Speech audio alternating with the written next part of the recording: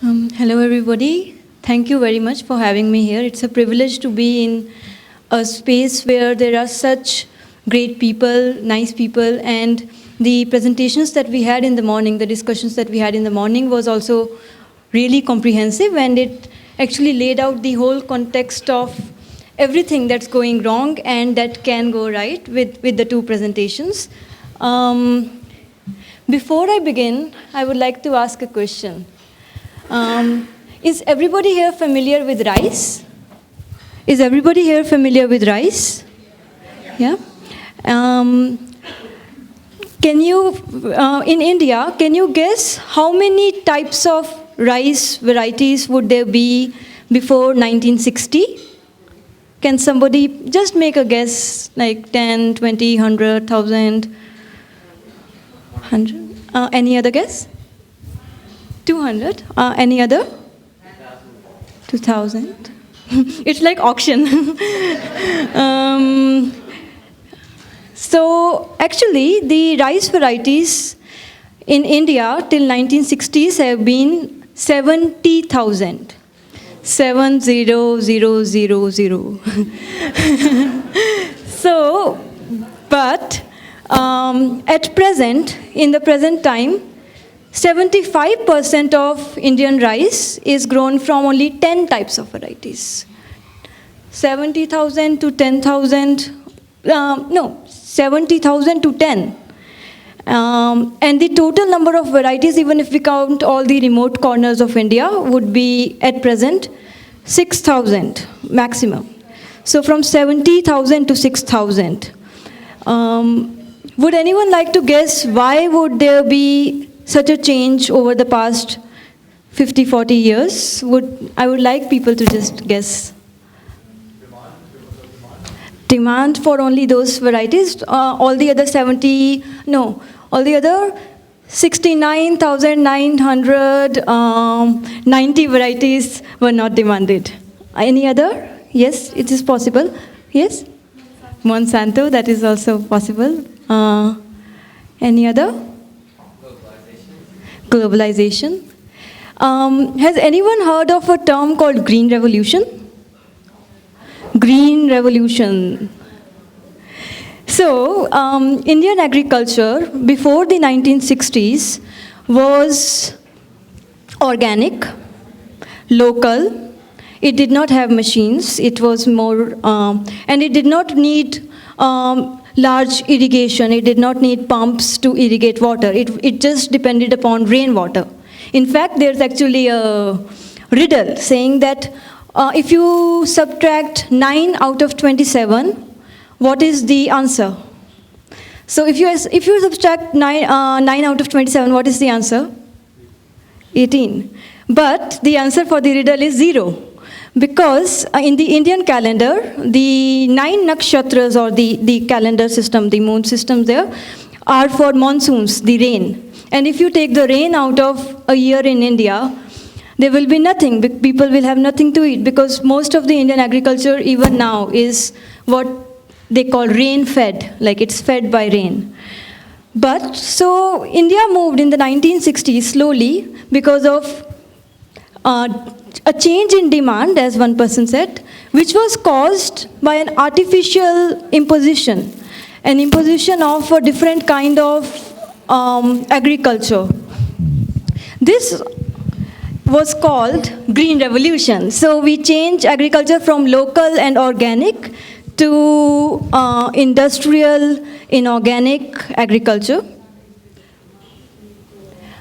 And over time, this has led to not just a massive reduction in the varieties of crops that India had, and the number of crops and the varieties of crops that India had, but it has also changed a lot of other things. Our environment has gotten more polluted because of the fertilizers and the chemicals that have come in. Our farmers have become more insecure because earlier they did not depend upon companies and government for buying seeds, for buying fertilizers. They used to just use their cows' manure, or they used to make compost and use it. But now they use fertilizers because they were told that those are better, and they were given hybrid seeds and told told that those were better.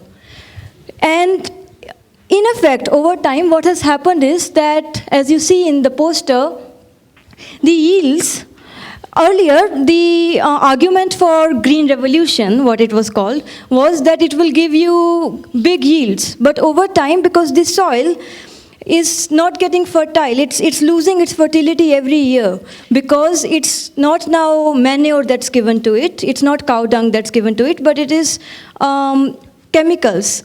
And the chemicals are leaching away the soil nutrients. So yields over time, the productivity reduces. At the same time, the farmer's debts are increasing. Farmer has to take loans to keep in business. Because earlier, when you have a better diversity and you have good local varieties of crops, you have a better health. But now your health is also suffering, both because of hunger, but also because of having only one or two kinds of crops. And you have to buy seeds. Earlier, there was no culture of buying seeds. Seeds were just grown in the farm 1 year after year after year. But these seeds, the hybrid seeds, cannot be grown the next year. So you have to buy new seeds. And the seeds are also getting expensive. So Monsanto also comes in, and all the other large companies. So that is what is happening in India in terms of the negative things. But the picture is not that gloomy, as we will come to later on, so please don't be too sad. There is also, in India, you don't have only one kind of, you don't have just mountains or just desert. You have many different kinds of ecosystems, because of which you have pastoralism, which is, they're both nomadic pastoralism and settled pastoralism. You have rain-fed agriculture, and you have also now irrigated agriculture. You have fishing, you have even wild foods. Wild foods mean that there are still a lot of people in India whose majority of nutrition demands come from the forests around them. So they go and they get tubers from the forest, they get honey from the forest. That picture is with a little kid and a big honeycomb that you can see. And so you have all these different ecosystems. You have the mountain ecosystems, and with all these different ecosystems, the Indian agriculture has also been very old. It's more than 7,000 years old.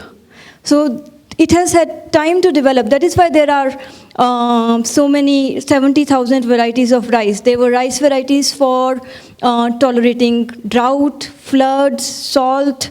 There were rice varieties for good health and for taste, for different festivals, for their nice smell. Like everybody would have heard of, not everybody, but in India it is very famous, a rice called basmati, which is for its fragrance. But anyway, so there are all these different diversities of ecosystems. With them come the diversity of crops and the diversity of knowledge systems that are built around these food systems. And both of the ecosystem and the knowledge system, they work together in sync. But with green revolution, even this diversity is getting neglected. People are thinking that everybody has to have the same kind of life, everybody has to go more and more and more into the industrialization and into a perfect thing. And the reason for it that is given is that it will solve the food hunger problem. But in India, at present, we have the record quantities of rice production and wheat production. In fact, we are in that way food sovereign. But still, we have also more than 1/4 of the world's hungry people. Why is that? Because it is like that because just the food being present there does not mean that it is accessible to all. When farmers who were earlier self-sufficient are now being moved to cities, urbanization is happening, and in cities they have to buy food rather than growing food. And when you have to buy food, you are not getting enough money to buy food. So because of that, hunger is happening. And there are more challenges for food sovereignty for farmers. The challenges of how earlier things were in a common space. Seeds were shared. There was nothing like, it is because it is my seed, I will not share it with you. But now with companies there are things like patents, intellectual property rights. You say that other person cannot take what you have unless they give a particular money to you. And knowledge which was earlier common has become patented. In fact, there is a very interesting example of how, would people here know about neem? Neem is a plant, a tree, that is used as a traditional pesticide in India for more than thousands of years. And even our Indian ancient texts talk about the use of neem as a pesticide.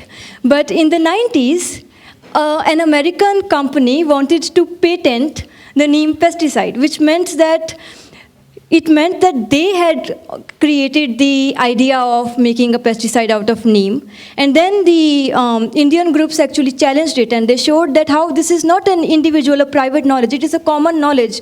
So you cannot patent it. And if you patent it, then we will have to buy something that we actually earlier had amongst ourselves. So patents are a challenge and need to be questioned.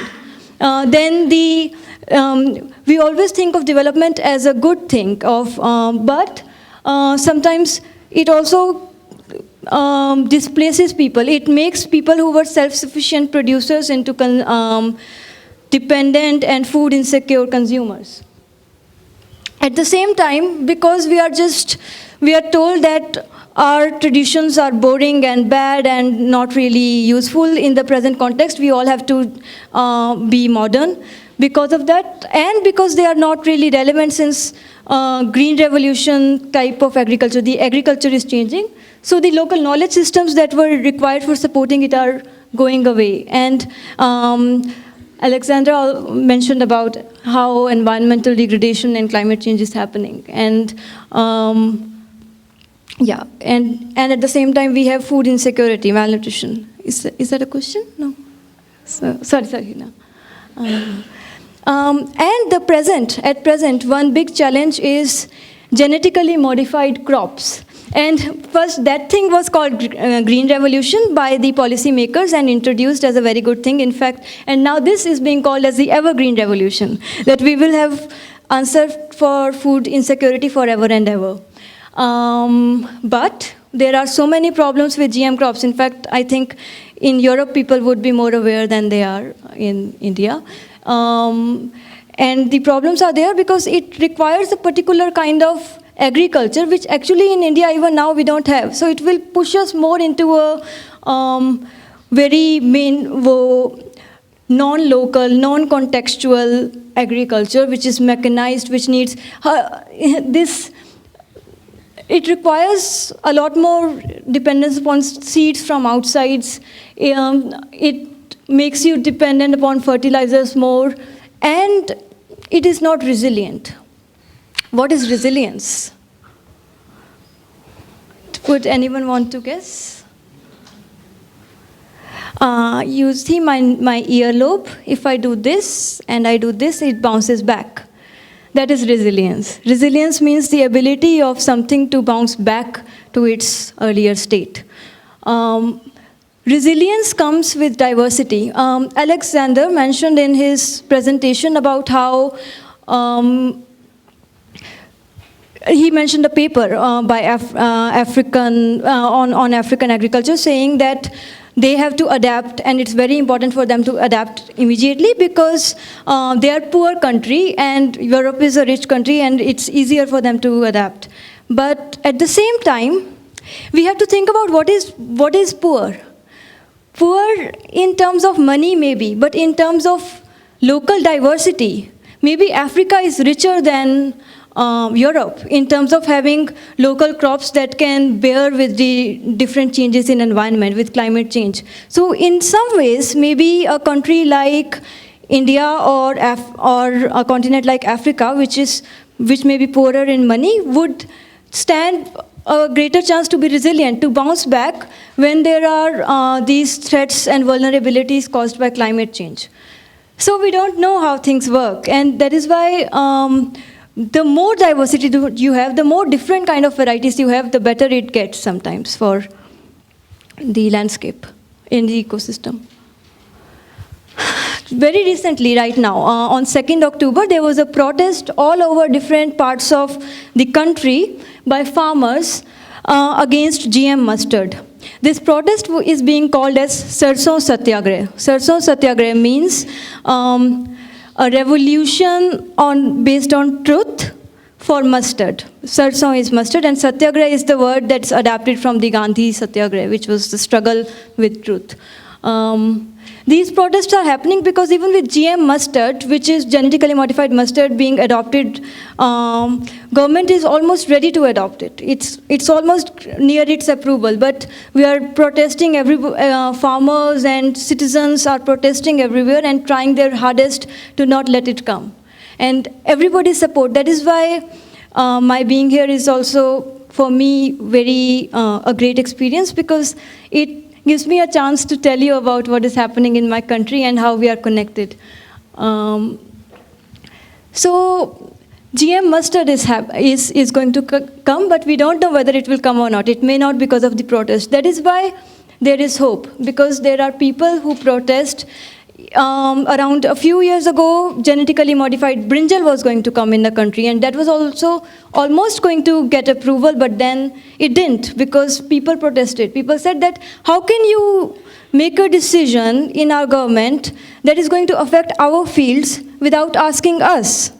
And because of this, it had to stop finally. So maybe this will also stop. So that is why campaigns and declarations are important. And in India, there are lots of campaigns happening. I will not go into the detail of the campaigns because it will require a lot more time. But there are campaigns for farmers' rights, small farmers' rights, and also for safeguarding the interest of a small farmer when big companies come in and they try to take land away or they try to take the right of seed away. It's not just for the farmers, but when we talk about food, but also the distributors. In maybe the so-called developed countries, we have only big supermarkets. But in a place like, in many or most developing countries, you still have a lot of informal retail sector where street vendors and hand carts are selling you things. And those are important for people who can otherwise not afford food, because they give you cheap and still local healthy food. There are also campaigns for consumer awareness. Then women, like when we talk about farmers, usually the thing that comes to our mind is that it's a man and the woman is at home making maybe churning milk or something, but not doing the actual farming. But in India, women are as much farmers as men are, and they do, in fact, because now migration is happening and men are moving to cities more, so women have to actually do a lot more farming than they even used to earlier. But they still don't have as equal rights, so campaigning for their rights, and also for campaigning to go back to our earlier form of agriculture and where it already is, to support it, to strengthen it. Organic agriculture, the kind of agriculture that we always had.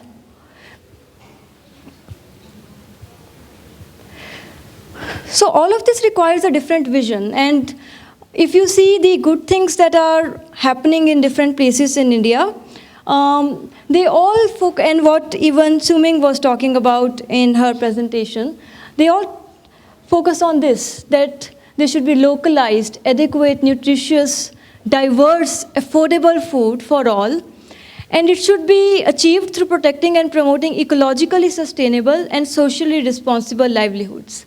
Now, this is a very word-heavy vision, and every single word has layers to it.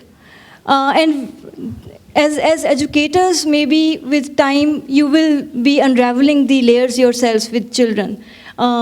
Here, we cannot go into the layers of it right now, but I have a workshop in the evening which is on this, ecologically sustainable and socially just, that how do we really know what is what? And so it is going to be an interactive activity. Anyone who wants to explore it further can maybe come for that. So I will just give one or two examples. How much time do I have? Yeah. So there is this example of Deccan Development Society, which is a group in India, in a state called Telangana. This area does not get a lot of rainfall. And when Green Revolution happened, this area moved from local organic rain-fed agriculture to genetically modified cotton. India only has one genetically modified crop. It's not a food crop, but it's there, cotton. So it moved, a lot of the area had moved to GM cotton, which requires even more water. So in an area that already has very less water, there was more water scarcity caused by it. At the same time, there was also their own diverse multi-cropping kind of agriculture, where in a small plot of land, people would be growing 50 different kinds of crops, a little bit of different things. And that would be useful, because when you have 50 different kinds of crops, if 5 of them fail, you still have 45 crops to go back to.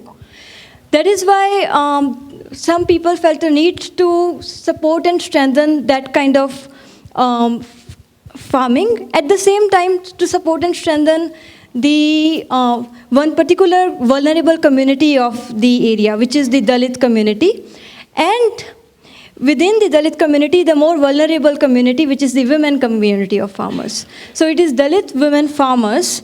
Dalit is a word used for a marginalized community of India, which was considered at one point of time as untouchables. And then we can talk about untouchables, but there's too much. So this group, what it has done is it has supported them into making cooperatives at different levels, women cooperatives. They have created community seed bank of the local crops, food crops, so that they can share the seeds with each other and also keep the diversity alive. This bullock cart that you see here, it shows the, they do a 1 month mobile diversity festival. So they take the bullock carts and they move from village to village, spreading the message of why diversity of seeds and keeping them alive in your fields is important. So these are the kind of things that are happening, and this is just one example, but groups in different areas are doing it. Platforms are doing it also now, even in urban areas, to sensitize the urban consumer to it. There is also then another way to challenge the big company system of certification. Even when you have organic food, it does not have to be certified by some big company or by a big authority outside, because that requires a lot of money and processes. But another way of doing it is participatory guarantee scheme, where a group comes together and they are the group of farmers, and they decide that we will, because we want to promise the consumer that what they're eating is organic, as a group, we will make sure amongst ourselves that every single one of us is organic. Because if one of us cheats and is actually inorganic, then the reputation of everybody else also suffers. So this is a system of registration, certification of organic food, which is very decentralized. It's very different from a top imposed system. And it is based on trust. And it's being followed by a number of cooperatives in India. It's also been recognized globally and in India as a acceptable system. At the same time, there are a lot of examples now coming up about how food as just like here, food as a subject is important to be inculcated into education from the time of being little.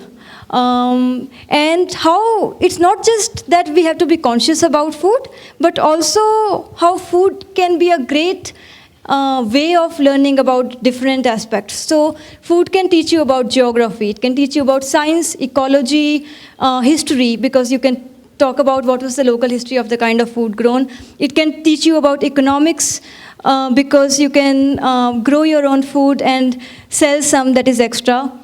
So all of these things can happen, and that is how in India there are some schools that are trying to work on those principles, making people interact in growing food and selling some in the local market. There are also curriculums now, and some of them are even approved by the state governments. Curriculums, education curriculums that talk about using food and using connection with land for understanding different concepts of life.